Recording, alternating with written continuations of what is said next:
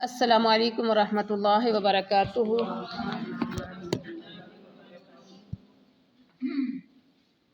آج ہماری آؤ رسول اللہ صلی اللہ علیہ وسلم کی زندگی سیکھیں کا ٹاپک ہے اقرأ بسم ربک الذی خلق۔ پڑھو اپنے رب کے نام سے جس نے پیدا کیا۔ پڑھو اپنے رب کے نام سے۔ رسول اللہ صلی اللہ علیہ وسلم کی عمر مبارک 40 سال تھی۔ 40 بہاریں زندگی کی آپ صلی اللہ علیہ وسلم دیکھ چکے ہیں۔ 40 سال گزر چکے ہیں۔ رسول اللہ مکہ میں سب سے ایماندار اور سچے انسان کے طور پر جانے جاتے تھے۔ ابھی میں فری ہو کے کرتی ہوں۔ مکہ کے رہنے والے تمام لوگ اپنے اس بیٹے پر فخر کرتے تھے۔ 40 سال مکہ کے اندر گزاری زندگی۔ بزرگوں کو بھی پتا تھا کہ یہ نوجوان محمد رسول اللہ کیسا ہے، نوجوانوں کو بھی پتا تھا، رشتہ داروں کو پتا تھا، عزیز و اقارب کو پتا تھا، سب کو پتا تھا کہ یہ نوجوان کیسا ہے۔ لوگ آپ کے چہرے کا واسطہ دیکھ کر بارش کی دعائیں مانگتے ہیں۔ ہر کوئی رسول اللہ سے ملنا پسند کرتا تھا۔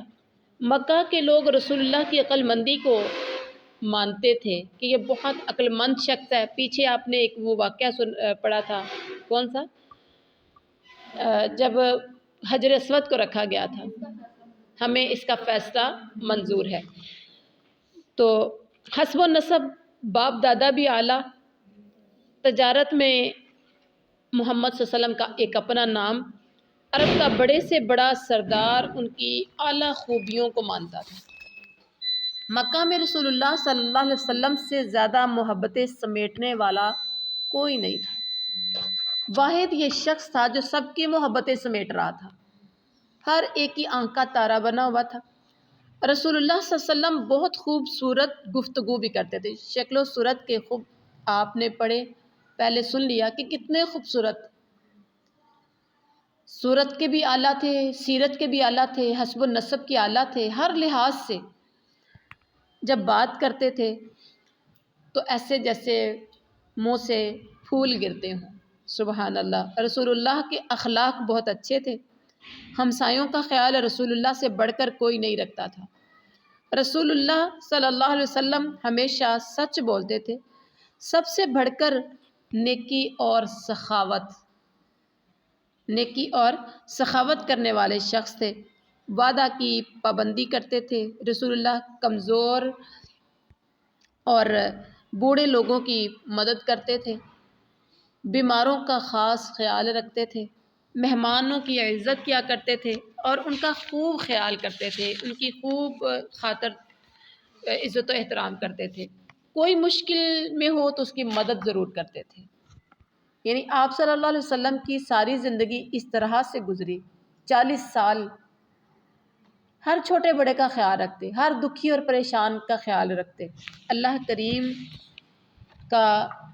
اللہ کریم نے رسول اللہ صلی اللہ علیہ وسلم کا کردار 40 سال تک لوگوں کو پہلے تو دکھایا اور بتایا کہ بہترین انسان زندگی کیسے گزارتا ہے، معاملات کیسے کرتا ہے، کھاتا پیتا کیسے ہے، لوگوں کے ساتھ میل جول کیسے رکھتا ہے۔ پچھلے 30 سال سے رسول اللہ مکہ سے تقریباً 5 کلومیٹر، پچھلے 3 سال سے، یعنی 40 سال ہو چکے تھے تو 40 سال میں سے پیچھے 3 سال نکال دیں، یعنی اب یہ سمجھیں 37 ایئر سے جب عمر 37 سال ہوئی تو آپ صلی اللہ علیہ وسلم نے تھوڑی سی تنہائی سے اختیار کرنا شروع کر دی۔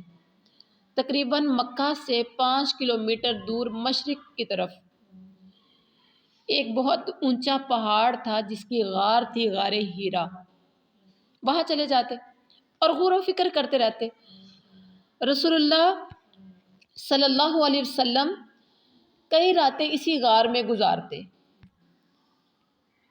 خشک کھجوریں اور ستو، دودھ، پانی، خشک راشن جو بھی وہاں ملتا تھا آپ صلی اللہ علیہ وسلم اپنے ساتھ لے جایا کرتے تھے۔ کچھ دن کے لیے واپس گھر آتے، پھر اسی غار میں چلے جاتے۔ اس غار کا نام ہیرا تھا۔ یہ وہ خوش قسمت مقام ہے جہاں رسول اللہ اپنے مقصد کی تلاش میں آتے تھے۔ کتنے کلومیٹر دور آتے تھے؟ 5 کلومیٹر مشرق کی طرف۔ رسول اللہ رات سوتے میں جو خواب دیکھتے تھے وہ دن میں ان کے سامنے حقیقت میں بھی نظر آتے تھے۔ یہ سلسلہ 6 مہینے تک چلتا رہا، خوابوں کا سلسلہ، اچھے خواب، نیک خواب۔ اور رسول اللہ صلی اللہ علیہ وسلم رمضان کا مہینہ غار حرا میں ہی گزارا کرتے تھے۔ اس سال بھی ایسا ہی ہوا۔ پیر کے دن 21 رمضان المبارک کو رسول اللہ غار حرا میں موجود تھے کہ ایک فرشتہ آیا اور اس نے رسول اللہ کو آواز دی۔ کون آیا؟ غار حرا میں ہی موجود تھے اور آپ کے پاس ایک فرشتہ آیا اور اس نے آواز دی۔ آپ صلی اللہ علیہ وسلم نے غار میں ادھر ادھر دیکھا مگر وہاں رسول اللہ کو اپنے سوا کوئی اور نظر نہیں آیا۔ فرشتہ سبز رنگ کے ریشم میں سنہری حروف سے لکھی ہوئی سورۃ العلق کی پہلی 5 آیات لے کر آیا۔ اس نے رسول اللہ کو پڑھنے کے لیے دی اور کہا پڑھیے۔ کیا کہا؟ پڑھیے۔ رسول اللہ صلی اللہ علیہ وسلم نے آگے سے فرمایا کہ ما انا بقاری، میں تو پڑھا ہوا نہیں ہوں۔ اس کے بعد فرشتے نے رسول اللہ کو پکڑ کر سینے سے لگایا، اپنی طرف دبایا اور چھوڑ دیا۔ پھر کہا پڑھیے اقرا، جو کہ ہمارا ٹاپک بھی پڑھو اپنے رب کے نام سے۔ تو فرشتہ کیا کہہ رہا ہے؟ اقرا، پڑھیے۔ رسول اللہ نے فرمایا ما انا بقاری، میں پڑھا ہوا نہیں ہوں، ان پڑھ شخص ہوں۔ فرشتے نے ایک بار پھر رسول اللہ کو سینے سے لگایا، پہلے کی نسبت زیادہ زور سے اپنے سینے کے ساتھ لگایا اور کہا پڑھیے اقرا بسم ربک الذی خلق، پڑھیے اپنے رب کے نام سے جس نے پیدا کیا۔ اور آپ صلی اللہ علیہ وسلم نے فرمایا میں کیا پڑھوں؟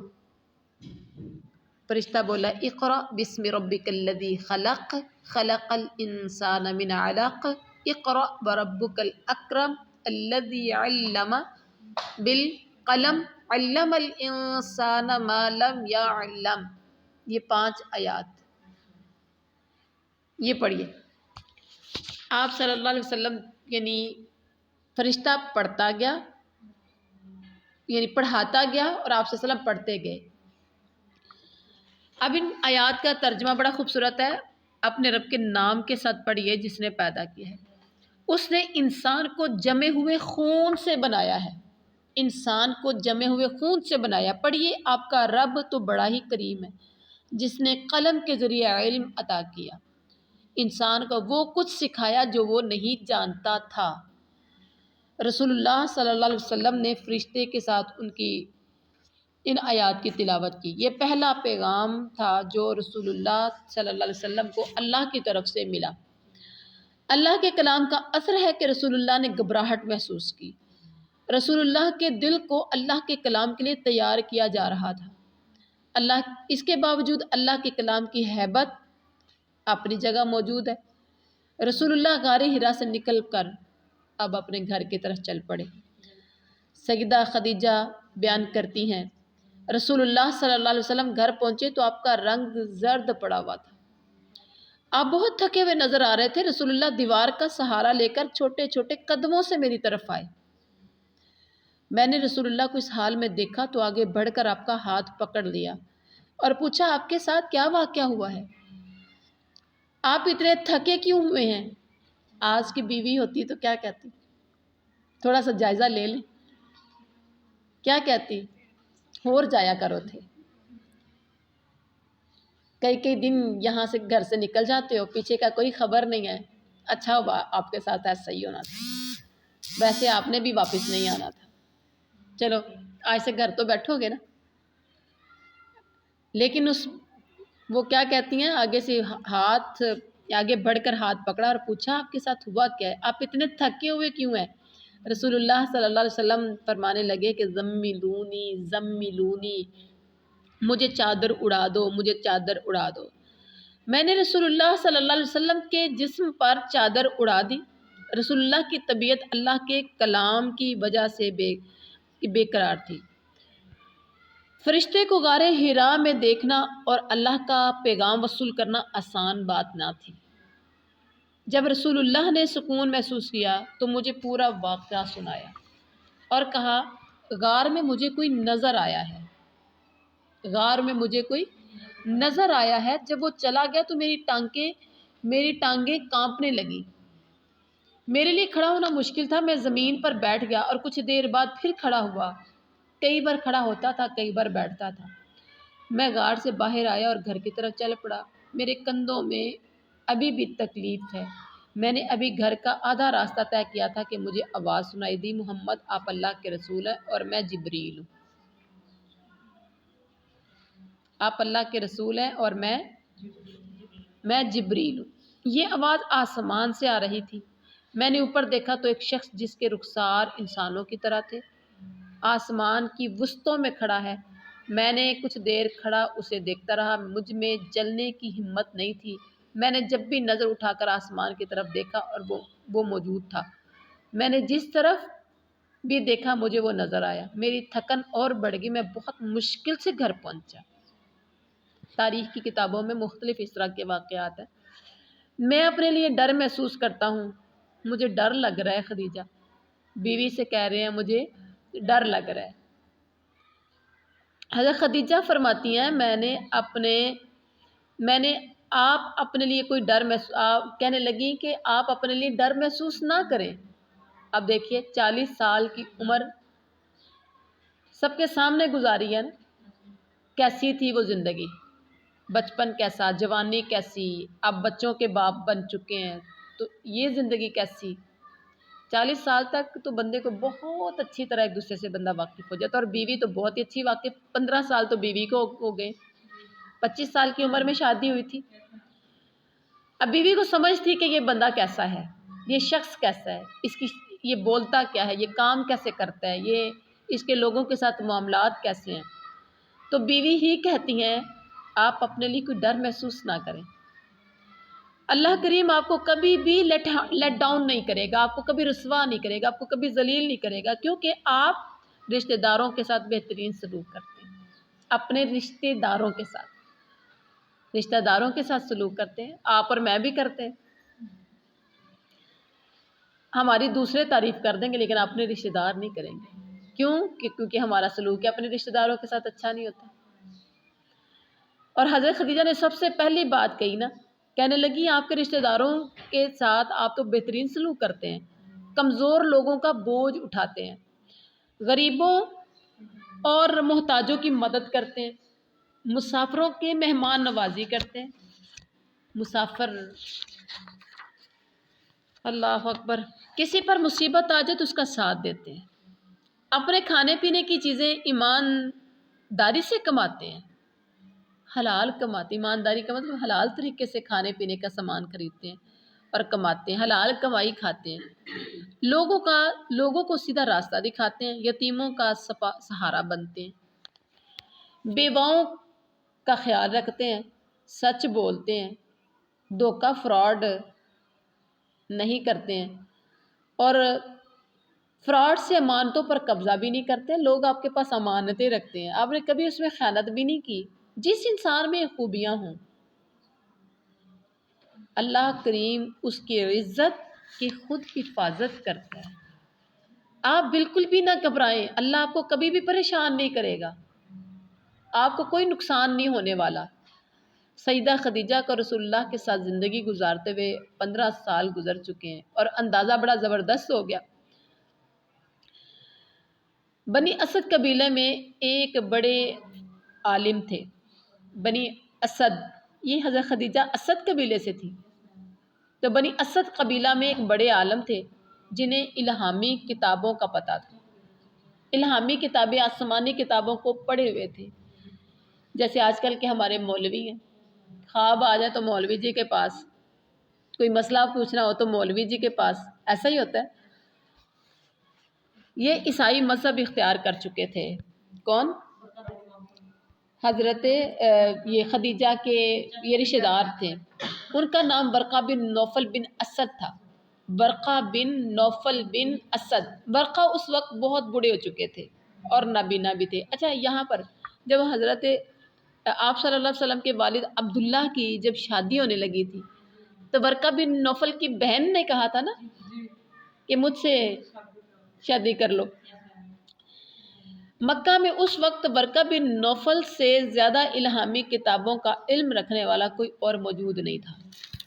یہ بہت بڑا عالم تھا اور یہ لوگوں سے اس وقت کہا کرتا تھا، ورقہ بن نوفل لوگوں سے اس وقت کہا کرتا تھا کہ آخری نبی کے دنیا میں آنے کا وقت بہت قریب ہے۔ سیدہ خدیجہ رسول اللہ کو ورقہ بن نوفل کے پاس لے گئیں اور کہا، بھائی جان، اب یہ بھائی جان کیوں کہا تھا کہ وہ چچا کے بیٹے تھے، بھائی جان اپنے بھتیجے محمد کی بات سنیے۔ ورقہ بن نوفل نے کہا، بھتیجے مجھے بتاؤ تم نے کیا دیکھا؟ رسول اللہ نے غار حرا میں پیش آنے والا سارا واقعہ سنا دیا۔ اس کے بعد اپنی صورتحال بھی ورقہ بن نوفل کو بتائی کہ غار حرا میں کیا ہوا اور مجھے اب ڈر کیوں لگ رہا ہے، میں کیوں پریشان ہوں۔ اللہ اکبر۔ اب ورقہ بن نوفل کیا کہنے لگا، یہ تو وہی فرشتہ ہے جسے اللہ نے اپنے نبی موسیٰ کے پاس بھیجا تھا، جو تیرے پاس آیا نا، یہ تو وہ فرشتہ آیا۔ کاش میں اس وقت جوان ہوتا، میں تمہاری مدد کرتا۔ تمہاری قوم تمہیں جھوٹا کہے گی، تم پر ظلم کرے گی، پیشن گوئیاں پہلے ہی کر دی۔ کاش میں تمہاری مدد کرنے کے لیے اس وقت تک زندہ رہوں جب تمہاری قوم تمہیں مکہ سے نکال دے گی۔ خدا کی قسم جس کے قبضے میں ورقہ کی جان ہے، تم اس امت کے نبی ہو۔ رسول اللہ صلی اللہ علیہ وسلم نے ورقہ بن نوفل سے پوچھا، کیا میری قوم مجھے میرے وطن مکہ سے نکال دے گی؟ انہوں نے کہا نا، جب آپ کی قوم آپ کو مکہ سے نکال دے گی، کہنے لگے کیا میری قوم مجھے مکہ سے نکال دے گی؟ ورقہ نے کہا، ہاں میرے بھتیجے، جب بھی کوئی انسان اس طرح کا پیغام لایا جیسا پیغام تم لائے ہو تو اس سے دشمنی کی گئی۔ اگر میں اس وقت تک زندہ رہا تو میں تمہاری ضرور مدد کروں گا۔ اگر میں، کیونکہ بوڑھے ہو چکے ہوئے تھے، نبینا بھی تھے، اگر میں اس وقت تک زندہ رہا تو میں تمہاری مدد کروں گا۔ اس کے بعد ورقہ نے رسول اللہ صلی اللہ علیہ وسلم کا ماتھا چوما۔ ورقہ بن نوفل کی باتیں سن کر رسول اللہ کو سکون آ گیا کہ اب ڈرنے کی ضرورت نہیں ہے، نبوت کا آغاز ہو چکا ہے۔ سیدہ کو لے کر رسول اللہ واپس گھر تشریف لے گئے۔ تو یہ تھا رسول اللہ صلی اللہ علیہ وسلم پر وحی نازل ہونے کا واقعہ، جو پہلی وحی تھی۔ پڑھیے اپنے رب کے نام سے، سبحان ربک رب العزت عما یصفون وسلام علی المرسلین والحمد للہ رب العالمین۔